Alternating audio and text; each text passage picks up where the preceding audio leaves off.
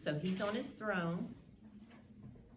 And he does control everything, at least that's what his word says. So that's why we can trust him, right? Because he reigns, yes.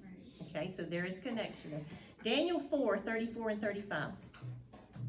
He has that. I do. And before you read that, just I know we're pulling these verses out of context, but in the context of what Davilin's about to read, this is actually a pagan king who is saying this, but he has just been humiliated to the point of being Nebuchadnezzar. He has been brought down, and he has been out grazing like a cow. That's what the Bible says. So he has come, that time is over, and this is what he said. At the end of the days, I, Nebuchadnezzar, lifted my eyes to heaven, and my reason returned to me, and I blessed the Most High and praised and honored him who lives forever. For his dominion is an everlasting dominion, and his kingdom endures from generation to generation. All the inhabitants of the earth are accounted as nothing, and he does according to his will among the host of heaven and among the inhabitants of the earth. And none can stay his hand or say to him, "What have you done?" Wow.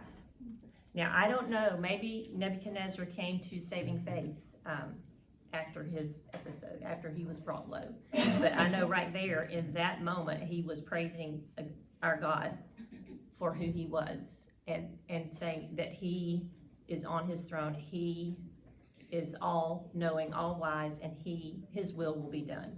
And so if he can do that, surely we who are Christians, who have Christ within us, can learn to do that as well. Then on page 13 and 14, love this part here. The statement that's in italics, almost at the bottom of the page. Someone read that. Starts with God's providence. God's providence is his constant care for and his absolute rule over all his creation for his own glory and the good of his people. Okay, what do you think about that? What are the two key words in that sentence as far as God's sovereignty and providence? What is the purpose of that? Is it just because he wants to Constant care. Yeah. Constant care and absolute rule. And it's to bring glory to him and good to his people. That's what we have to focus on. His glory, our good. Even when we don't see the good yet. How many times have you gotten on the other side of something and you see the good? In the midst of it, hard. What I'm learning to do is, at the beginning of it, try to focus my mind on what is God going to teach me? What does he have for me? How can he use this in my life? But often, it is very hard, and it's on the other side that we see that. But his glory and our good. And God in his sovereignty can balance those two perfectly. I can't understand that. We'll never understand that. But he's given us enough to know what we need to know to be able to trust him about that. But he is the only one who can balance those two things of bringing glory to him and good to his people. Because if he just is one, and he talks about this Rabbi Kushner and his writings, if he's just one and not the other, then he's really not God, is he? But God can do those things. He's mighty enough to do that. So if we keep going there, it says, and he talks about that antithetical, which is not a word I use on a daily basis, but that means basically mutually compatible. So those two things, bringing glory to him and good to us, are compatible with God. They're in harmony with each other. So let's just read, someone read starting with God never pursues, that last sentence, and just go to the end of the paragraph on the next page. Nine. God never pursues his glory at the expense of the good of his people, nor does he ever seek our good at the expense of his glory. He has designed his eternal purpose so that his glory and our good are inextricably bound together. What comfort and encouragement this should be to us. If we are going to learn to trust God in adversity, we must believe that just as certainly as God will allow nothing to subvert his glory, so he will also allow nothing to spoil the good he is working out in us and for us. Okay, so there's that balance, right, of the two. And he knows how to do that, and we can trust him to do that. All right, so that's chapter 1, chapter 2. God reigns, he rules, we can trust him, and he is in control. So that does lay the foundation for the rest of our study, and certainly this next chapter 3. So this is what came to my mind as I was studying this, is like, if you're never going to hear me just come out and say, I don't trust God. And you're never going to hear me come out and say, I don't think that God is in control. But I promise you that if you hang out with me long enough, at some point, you're gonna see something in my life, my actions, my words, my decisions that are gonna say something different than that. So that's where it comes down to God changing our hearts, in that we certainly are not gonna say that. We love God, we're believers, we know he's trustworthy, we know he's faithful. But as I go through my days, I don't always act as if that is true in my life. And that's where I wanna grow, and I hope you do too, and I think you do, or you wouldn't be here. So your assignment this week was to read the first half of chapter 3. And if you've noticed, some of these chapters we do split up into 2 weeks because they're pretty long, and we want to just grasp all of it. So this chapter and 4 more, we're going to be, we're going to spend our time learning more about God's sovereign rule over people, over nature, and over the nations. So that's where we are. All right, so let's just talk about it. When we say that God is sovereign, and he most certainly is, what exactly does that mean to you? He's got it. Okay, he's got it. Okay, I don't. yes. Thank goodness, right? That's freeing in and of itself, to say that he's got it and I don't have to. What else? What comes to mind when you think about God is sovereign? He's never changing. Okay, that's good, because that's important. You know, if we've got a God that we're not sure what page he's on from day to day, it's hard to trust that kind of God. Yeah. Anything else? He's always present. Okay. So really, all of those attributes of God, kind of the omniscience, the omnipresent, all of those things are kind of wrapped up in his sovereignty too, of him being ruler over all. Anything else come to mind? That he wants a relationship with me. Yeah, wow. So in his sovereignty, he's chosen us. Yeah, he's wise. Yeah. Because a sovereign Lord can't be foolish. He's all wise, yeah. Okay. So from what you've read in the book so far, has your understanding of the sovereignty of God changed in any way yet? Of what you've known, of what you've been taught, what you've experienced, has that changed in any way? I think for me, it's just brought home the fact that the things that I've learned over the years, that he is in control.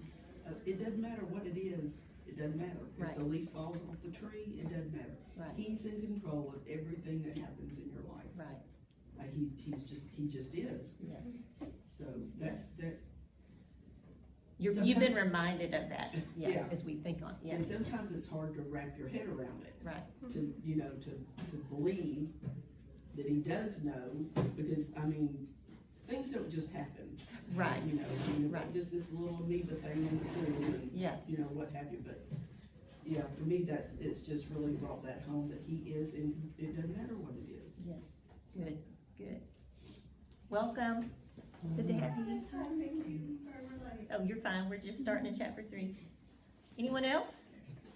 Someone was, Carrie? I just think just a reminder that he will work it out for good even if we don't see it. Yeah. And sometimes I think that's the hardest part as us humans is, like, why is it for the best good that my friend's 3-year-old boy drowned Yes, at age 3? yeah, And he's our only child. Why Right. is that for his good? And we get stuck in that.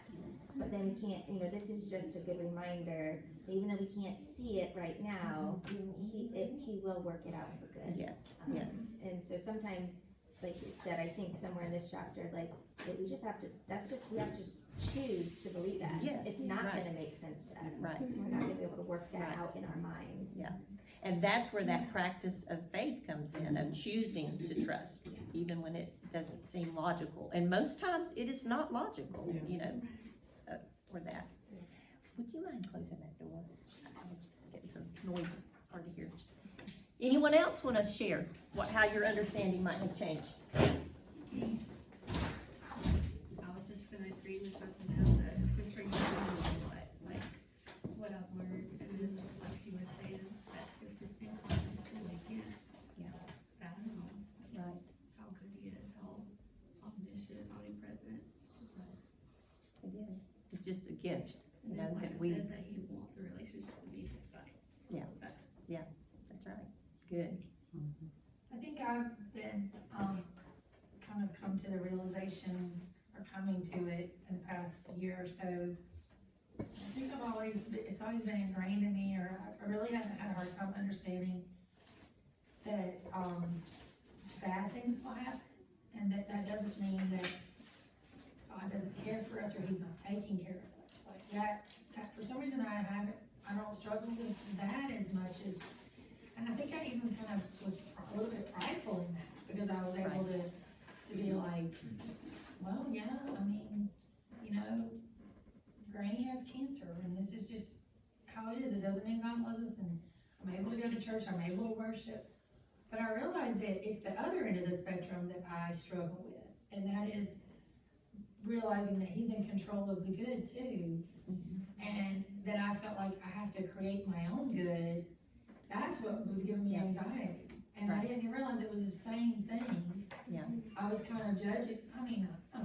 I'm just being honest. I wasn't like every day like, oh, you're bad people, but I would just be kind of like, well, I guess I'm just a strong enough Christian that I don't have anxiety that I'm I know gonna exactly what you're saying, have yeah. a car wreck, because if I do have a car wreck, I really do think I still would be able to say, he gives and takes away, and when I've been really sick, I haven't felt like God, I haven't felt like God turned his back on me. Right. But it's the other thing Right. that I try to force, and I fear I'm not gonna be happy unless I do this, or oh no, this is going in a direction that I'm never gonna have the happy family times that I want, because this is happening, Right. and am I making any sense? Yes, I absolutely. so relate. Yeah. I felt like I lived there most of my 20s. Yeah. I thought, I'm gonna pick this job, so Yeah, I can be a stay-at-home mom, and God Yeah. is just gonna Create give me your all own these happiness. kids, and I'm gonna live for him and serve him in this little box Yeah. of a dream that I was Yeah. creating, and I had 5 miscarriages, yeah, and all my friends were having children, and I was so angry, yeah, and in that, yeah, I was like, hello, I yeah, have a plan, it isn't yours, it's Yeah. mine, Yeah. for you, Yeah. for my good. yeah. So yeah, totally, I relate. Yeah, like I don't have to create my own Yeah. happiness, because God does have blessings for me. Yeah, it's not that he's just orchestrating things to get us through adversity. There He's you go. orchestrating things for our whole life. Yes, The good and gifts, that I have the not hard ever gifts, really- yes, Yes. everything. Because really what that comes down to is maybe you surrendered that part of your life where, oh, when bad things happen, I can deal with that. I know God's in control. Right, But maybe you haven't surrendered, or you're surrendering still that area of, well, this is my life, and the life that God has given me for this Absolutely. moment, and just rest in it. And you nailed it. Yeah, That is so- what I've really come to realize about myself. so it's a full surrender. We Yes. can't just surrender, well, I'll give him this, but not gonna give him this there yet. yet, but just realizing it has caused a lot of anxiety, daily anxiety, to go away. Like I'm sleeping better, Right, Yeah. Yeah, because I never was laying there. People would be like, I just stay up all night worrying that bad things are gonna happen.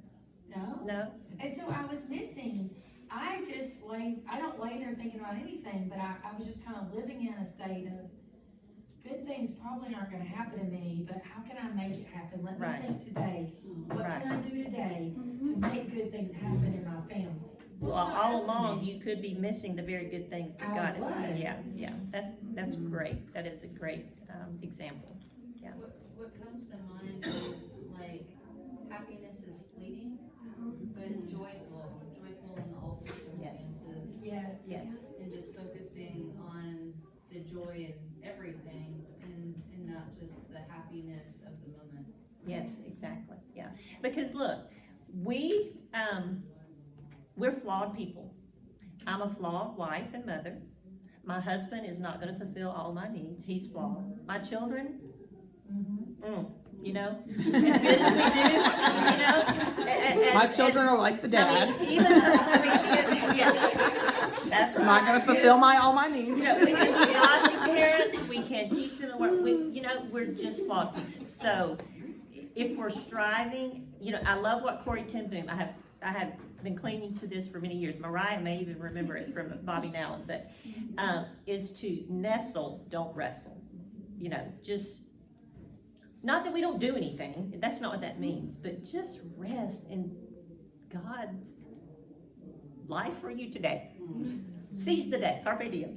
Those So- verses about just be content. And Yeah, it's like, yeah. that's all he's asking, but it's so hard for me. Right, and women struggle, and this is not what the world tells us. We are Yeah. bombarded with everything we should That's be. true. Everything we should be. When we know, really, when we're looking at those photos and those things, Lord, that's not really the way it is for that person either. We're not only bombarded with that, but we're just bombarded with,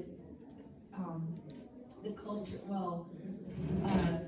you should be living your best life, like, you should be getting as much education as you can, you should be Right. working out as much as you can, you should be friending as much as you can, you should be Yeah, all these should be's. Yeah. Yeah, self-growth, meditating. Yeah. I mean, it's like, there's always so much you're supposed to be doing to make your life better, and I'm not saying like, that's great, I mean, we should, but when it starts to get like it did to me, to a point where I wake up every morning and I'm disappointed, then, and yeah, I'm fearful, I'm like, I'm not doing things to make my life get to this place.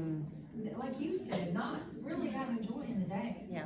Just trying to work so that at one point I'll have the happiness that I am in control of. Because I'm in control of my happiness if I stay healthy and I keep up with my Right. kids and I maybe get my master's degree, my grandchildren will admire me. If we invest in the right accounts, we'll be able to get the RV and all our kids will Right. hang out with us. And so if I do all these things, I'm Yeah. gonna make Right. happiness. But if there's a tragedy, God, I know you're in control. right. But I got this up. Yeah, I can It's handle like this. all those self-help books, right? Yeah. But this is truly the self-help book, right? Exactly. You know, And I mean, if we would the put all those other down. caution is, even in the Christian life and even in church life, there are those you should be's. Yeah. Oh, yeah. Oh, yeah. So be careful, because the should be's that we want to listen to are what Christ says, Right. what God says in His Word. And that is one of the most freeing things in places where we can be. And because God is sovereign, we can rest in that, and that what He brings into our life every day is coming from Him. It's been filtered, it's been allowed by Him. So that is awesome, good stuff. I love this. When I think about the sovereignty of God, I think about a kingdom too. Just the word sovereign, you think about like England. I mean, she's the sovereign, Queen Elizabeth, she's a sovereign. We don't have that type of government in our country.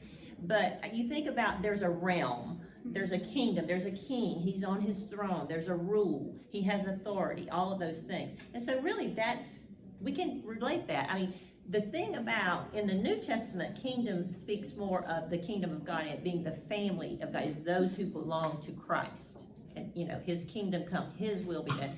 But really, in the context of God's sovereignty, that is, He is over all nations. He is not just king of Christians. He is king of the universe. He's king of all peoples, whether they're Christians or not, whether they belong to Him or not. He is sovereign over all. And that means He's a big God. So let's don't make Him small, right? Don't make our God small in what he can do. I ran across this. It says, there are no limits to God's rule. This is part of what it means to be God. He is sovereign over the whole world and everything that happens in it. He is never helpless, never frustrated. Don't ever let somebody tell you that God is frustrated or having a hard time making up his mind. Never at a loss. And in Christ, this is the best part, God's awesome sovereign providence is the place we feel most reverent, most secure, and most free. That's what I was Isn't gonna that say, good? the freedom. Yeah. Because I grew up in church and for so many years I thought I was safe, but I was just doing what, like we were saying, checking off the boxes. Yeah. Read my Bible, pray. Yeah. But it was just in my head. It wasn't a relationship. Right. And just the freedom that you get when you come to truly know God and surrender everything. And to really sense his rest in presence. him, Yeah, and just exactly. like moment by moment, capture those thoughts and try to rest Yes. in him. Yes, awesome, yeah, good. So Psalm 103:19, I think, did you have that one? Can you read that for us? I love this verse, and then we'll move on. Psalm 103:19. The Lord has established his throne in heaven, and his kingdom rules over all. So that's it. The Lord has established his throne in the heaven, and his kingdom rules over all. You know, that's a great verse to memorize. Short, easy, just a reminder that he is on his throne. He's on the throne of all things. Let me make sure he stays on the throne of my heart and me not push him off. All right, so on page 24, the author gives us a definition of God's sovereignty. Anybody, it's right under God's absolute control, where it says, this is the essence. Can someone read that? This is the essence of God's sovereignty. He has absolute independence to do as he pleases and his absolute control over the actions of all his creatures. No creature, person, or empire can thwart his will or act outside the bounds of his will. Okay, all right, so I think we've got that. We've discussed that quite a bit this morning. So, on page 24, it also said, this is part of your homework. It says, for us to trust God in times of adversity, we must believe in his sovereignty, his love, and his wisdom. Those three things, and that's kind of what we're going to study here on out. Of these three truths, the sovereignty of God seems to be questioned the most frequently and most stridently. Do you find this to be true in your own life? So, just think about it this way. When we think of God's love, that's pretty easy to say, yeah, I'm good with that. God loves. He is love. He loves me. He loves all people. You mentioned God's wisdom. God is wise. Yeah, he's given us his word. We can ask for wisdom. He says when we ask, he will give that to us. He's a wise God. But when we get to sovereignty, why does that become a little bit harder? It's a big word. It is a big word. Well, I think that in today's society, we misunderstand love. And so if we don't understand what love truly is biblically, then we don't understand sovereignty. Right. Because loving someone well doesn't always mean allowing them their way all the time and them having just this pleasant moment. Yes. And so when we can understand God's love, what love is defined by God, then I think those other things follow. Yes. Yes. Good. And knowing that his truth is not changing ever, but our daily truths for our selfishness, desires, etc., are changing all the time. And in that, I think that makes it very difficult for us to understand sovereignty because it is so of him and it's not very natural for us to think that. Right. Yeah. That's not where we naturally go first of all. Yes. Good. When Julie and I were out and about, we were talking about love, and remember when we went to the pets and you're like, love 6 feet apart. Yeah. And Yeah, that's what our society is telling us. Wear masks. That's what love is. Stand 6 feet apart. That's love. Yeah. There's just this mass confusion of love. Yeah. You know, mass Mass confusion. And it's interesting that the love of the world is actually shifting to be further away from what God's love is. Oh, yeah. And people are grasping it, where we need to actually give each other hugs. I know that's kind of like maybe for some of us, not me, but most of the time, hugs, because you know this virus that's around. But we need to give each other hugs. We need to have fellowship. We need to be actually close. We're made that way. As being made in God's image, that is part of who we are. And Yes. so it's going completely against of who God is right now. Yeah. Like, so But is he sovereign over that? Oh, yes, he Yeah. is. That's where we gotta say, right? Yeah. That I was convicted of this in reading through here. I don't know how many times, probably over the last 7 months, I've said something like this. Everything is in chaos. We're living in chaos. It's crazy. It's confusing. And to us, but what God said to me is, no, it's not. If he wasn't there, imagine how fast. It's not. how This is much perfectly, this the is. things are going just according to my plan. Right. This is exactly what he told us we would see.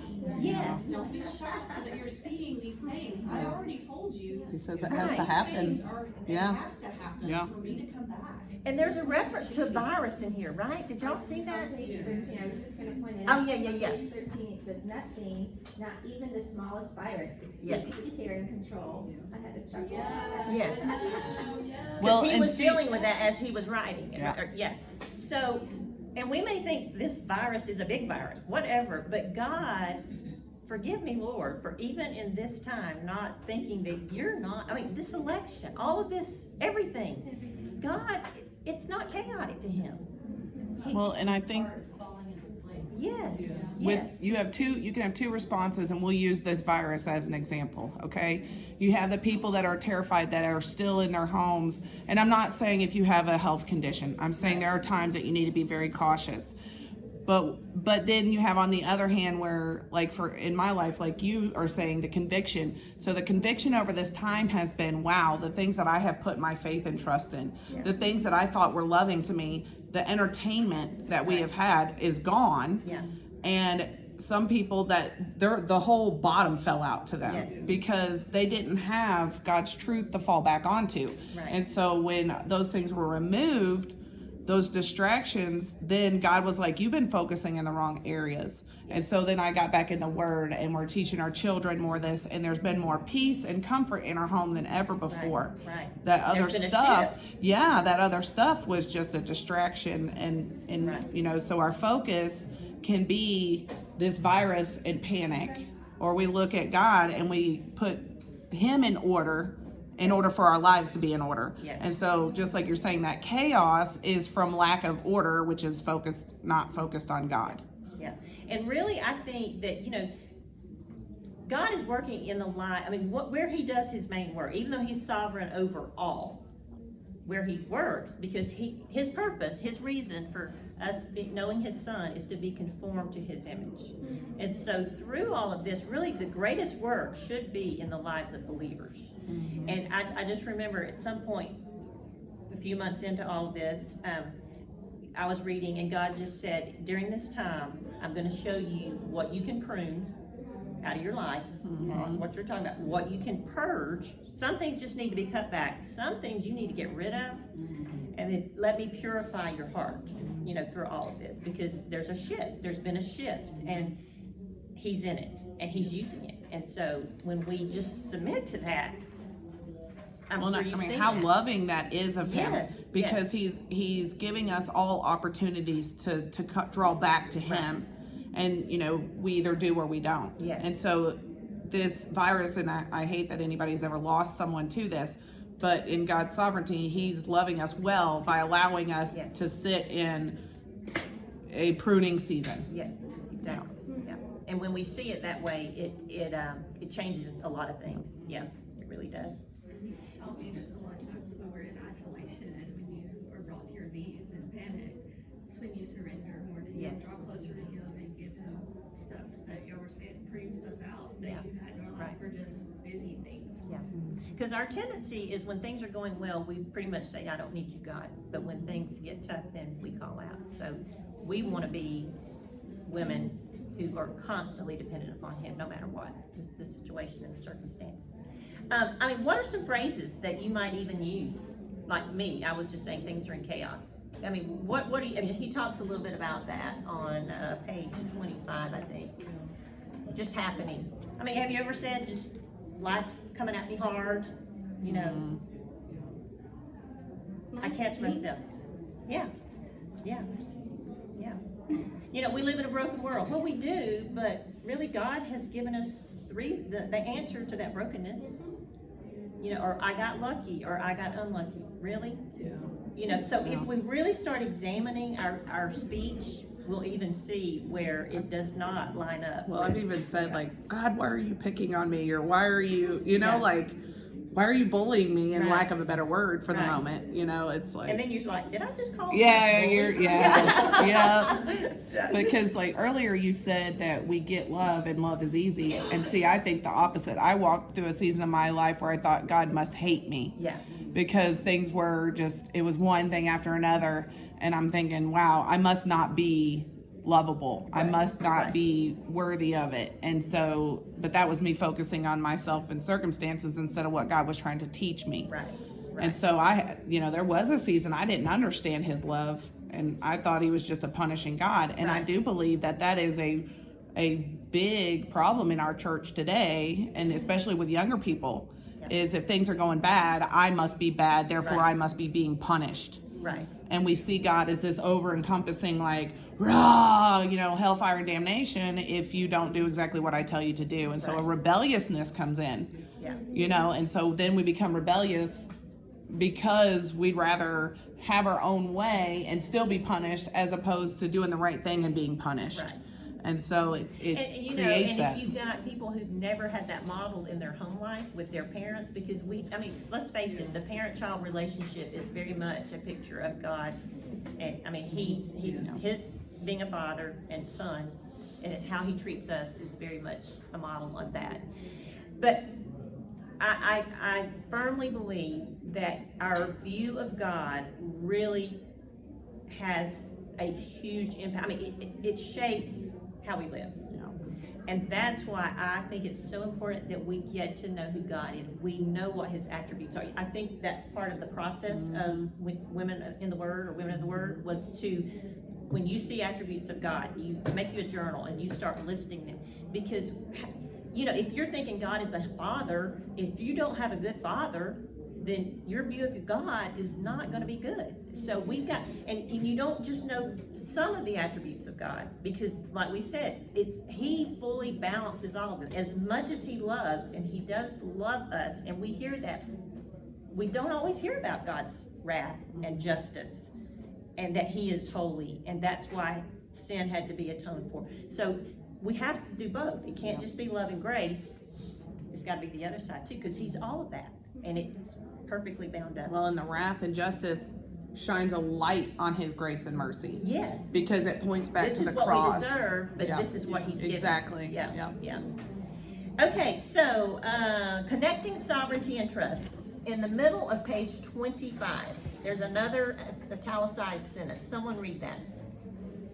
If there is a single event in all of the universe that can occur outside of God's sovereign control, then we cannot trust him. Okay. And that's true. If we can't trust him in everything, Yeah. then, I mean, it's kind of like when you are friends with somebody or whatever, and that trust is broken. Yeah.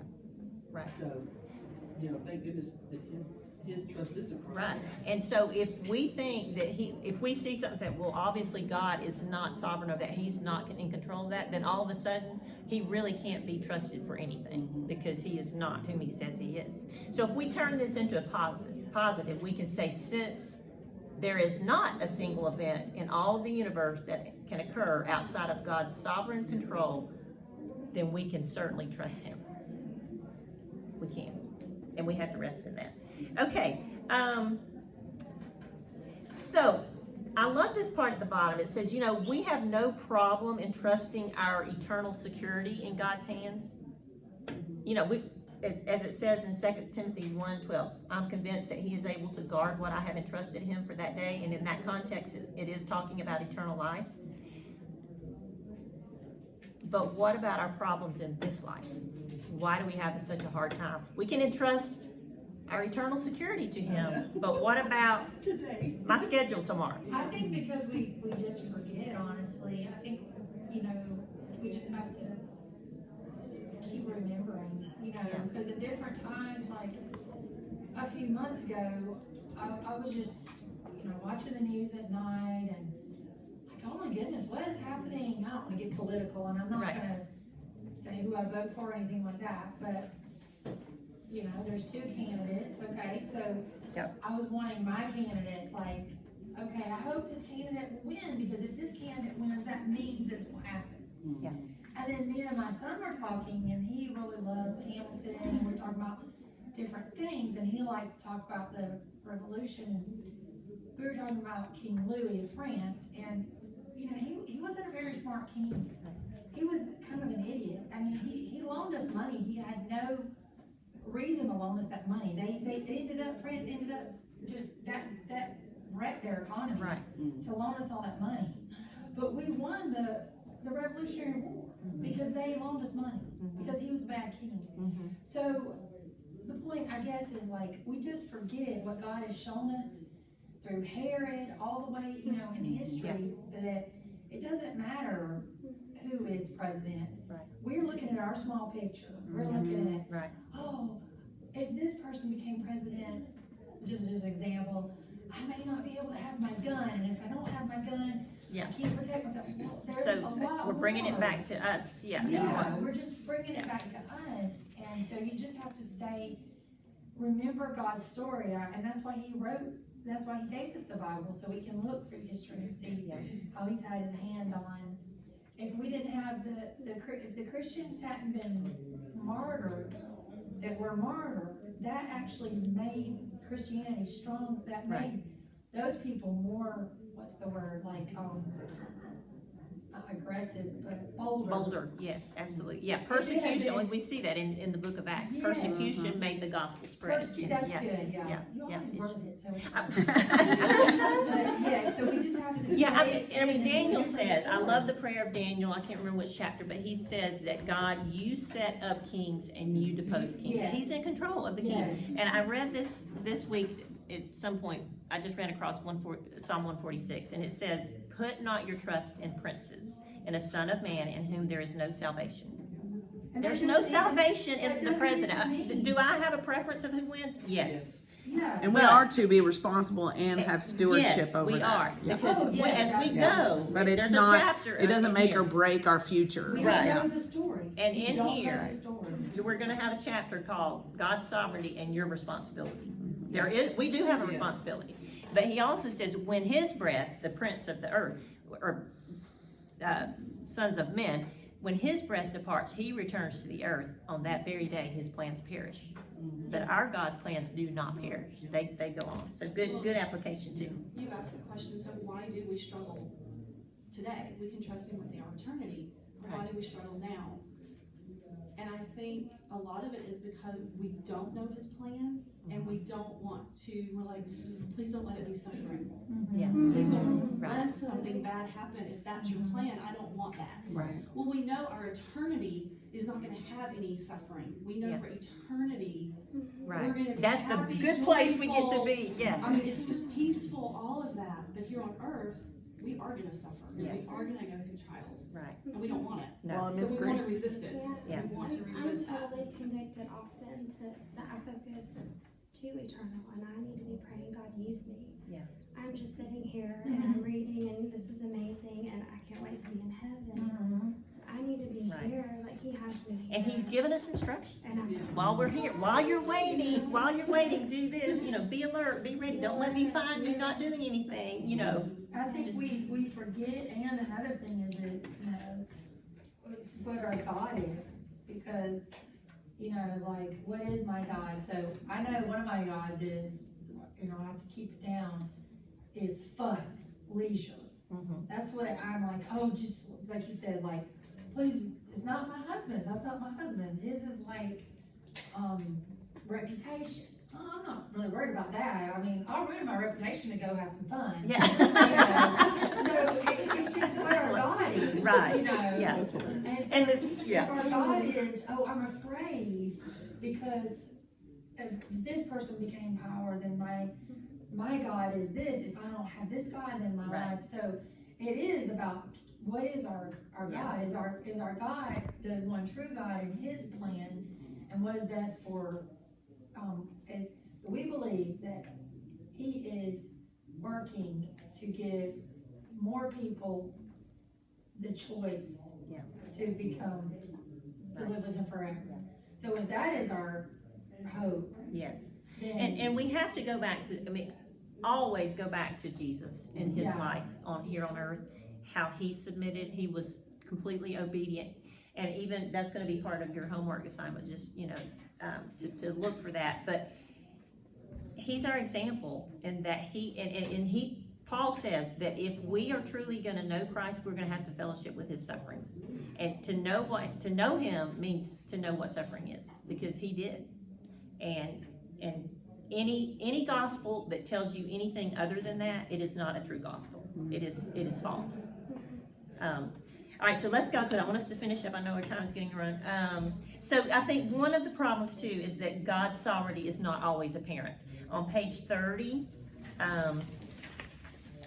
that down at the bottom, it says, the last full paragraph, but to believe in the sovereignty of God when we do not see his direct intervention, when God is, so to speak, working entirely behind the scenes through ordinary circumstances and ordinary actions of people. And here's the key. That's even more important, because that is the way that God usually works. In the ordinary, day-to-day circumstances of us as believers living here on this earth as we wait for his return. And there again, it is for us to trust. Yes. We don't have to know the whole thing, No. because Right. we're not God. We just need to trust him. Right. What did it take for you to become a Christian?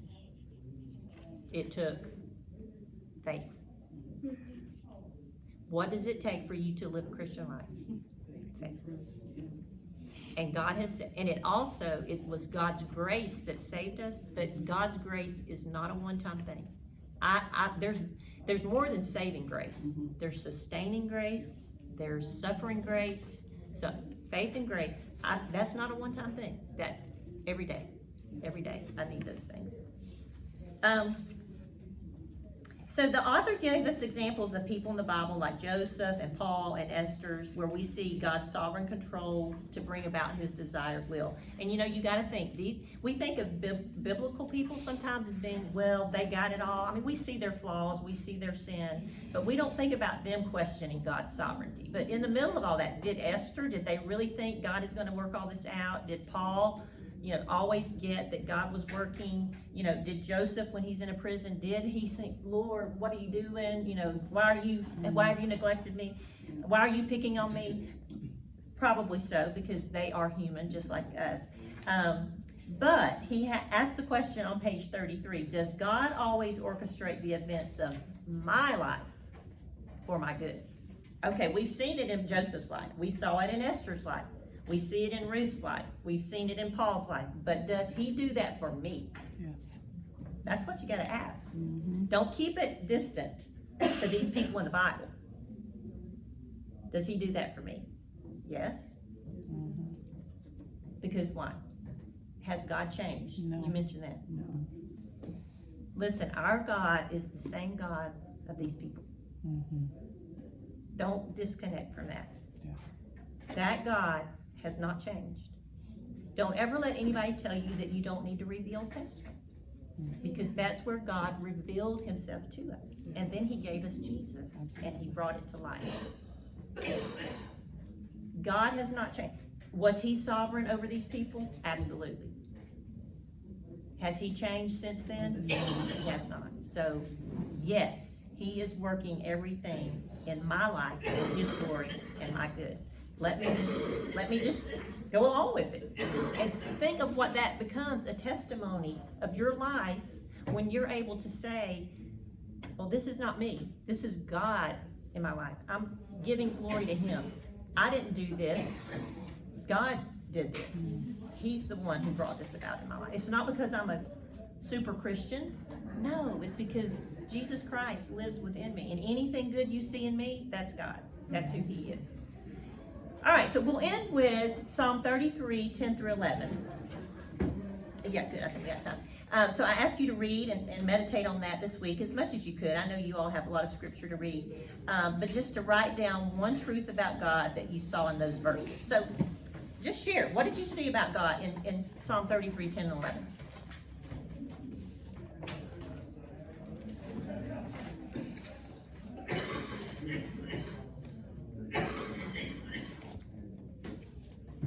Anything?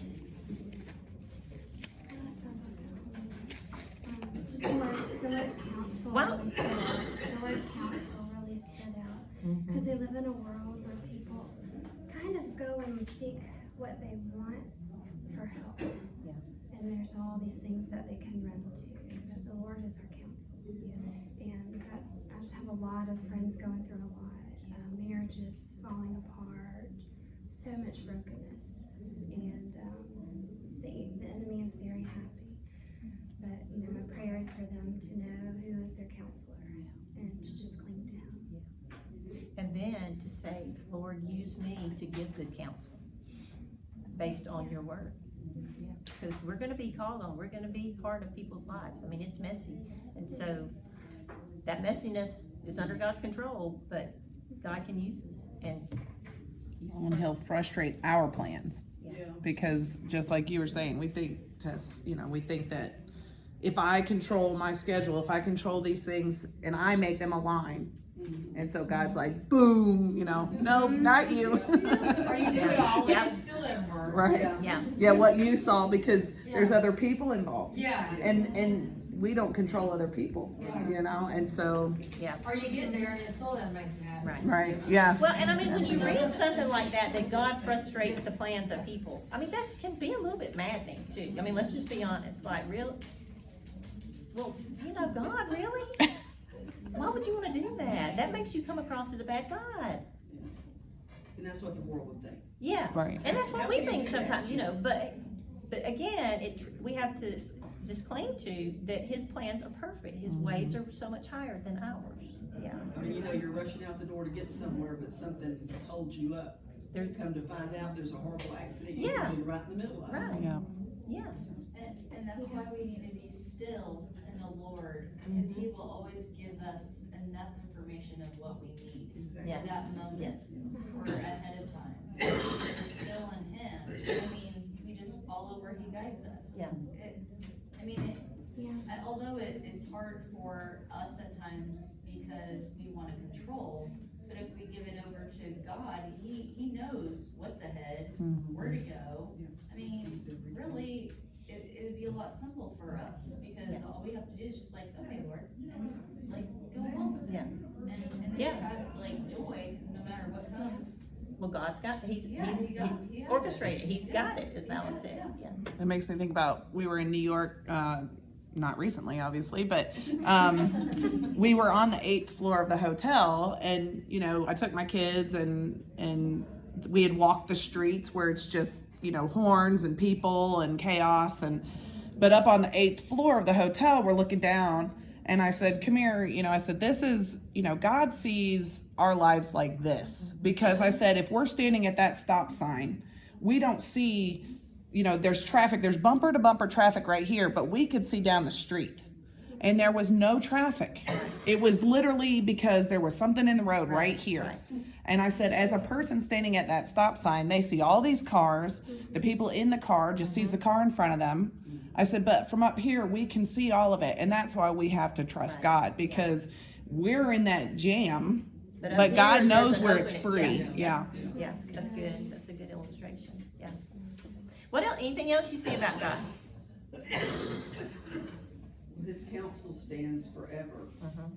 The plans of his heart to all generations Yes. is the same. His plans never change. Right. And he's not just working in our generation. No, it's all He's generations. back here, He's forward. he's here, and he's up here. All generations. I love that just seeing the word heart, because you think, when you start thinking about the sovereignty of God, you might kind of begin to lose that God's heart. But it's all his heart for us, for his people. And that his sovereignty is all about that. So I know you learned kind of to identify repeating words. What are the repeating words? Yeah. Okay, Control. so you've got two sets of plans and counsel. Who is it? The Lord. The Lord's and ours. Yeah. And what happens to ours? They get blown up. And what happens to his? They stand. Yeah. They stand. It's like having a strong foundation. Yeah. And it reminds me of like when it says it frustrates the plans of the people, it just reminds me of a lot in parenting, teaches me a lot about my relationship with God, because just seeing your kids get frustrated with rules and consequences and following through with those consequences. And you're like, it just reminds me of how that's what sometimes I do. react to God. Yeah. Usually anything that I correct, or my children are adults now, but Erin, who has special needs, she still gets instruction from me, which is okay. But usually when I correct my kids or point out something, God immediately points that out in my own life. He's like, I've been saying that to you for years. Yeah. So don't So give like, up. it's like the finger just all of a sudden points, but, well, she learned that from you.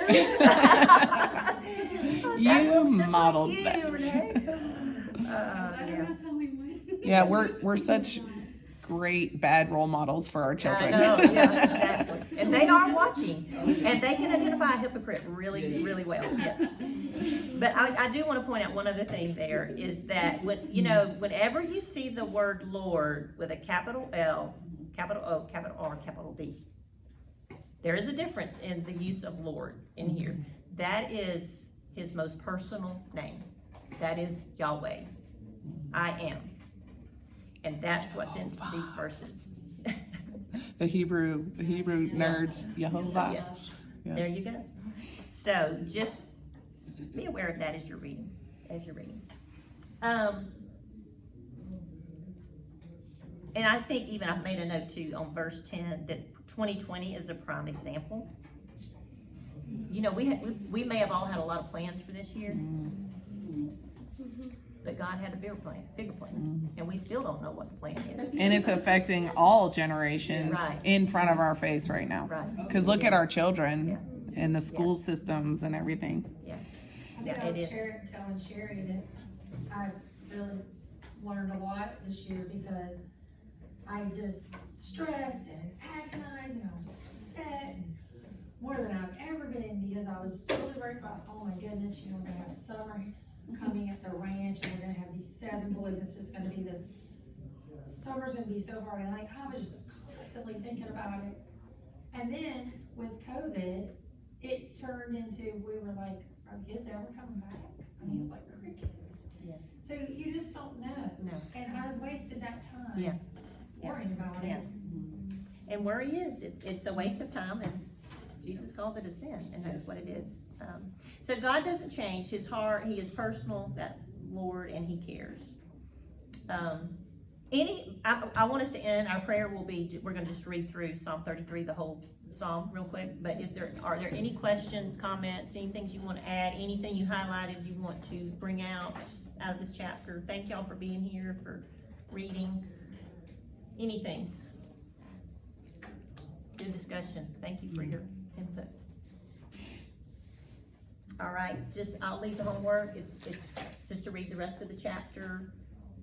Just a special emphasis on Ruth 2, 1 and 10 that's in the book. And then in your heart, I will say this, in your heart groups, scripture readings in Luke, just start to look for ways that you see Jesus himself trusting God's plan and will for his life as he was walking through his earthly ministry. And I think you'll see it.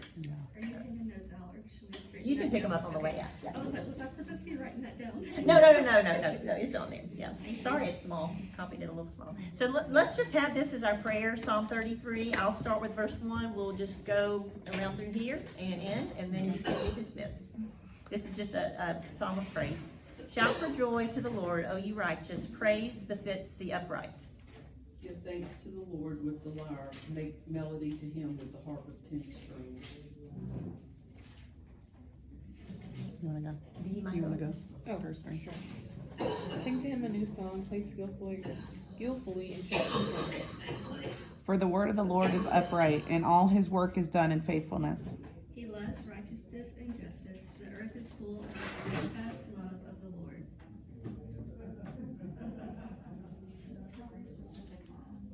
Verse 6.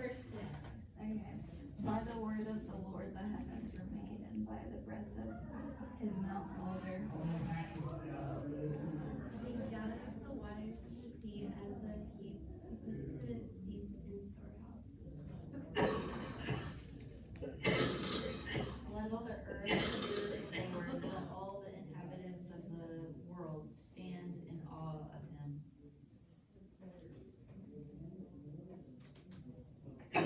Verse 9. For when he that spoke the world began, it appeared at his command.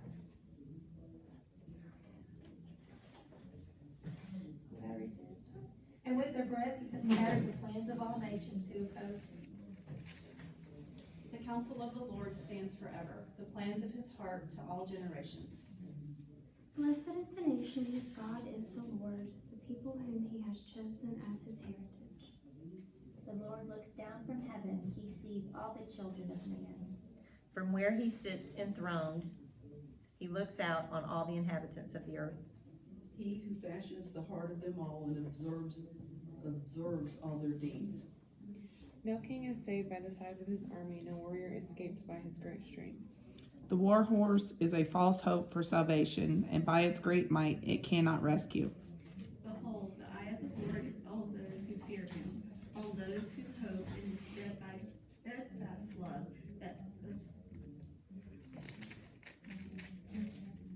That he may deliver their soul from death and keep them alive and fat. Our soul waits for the Lord, he is our help and our shield. For our heart is glad in him because we trust in his holy name.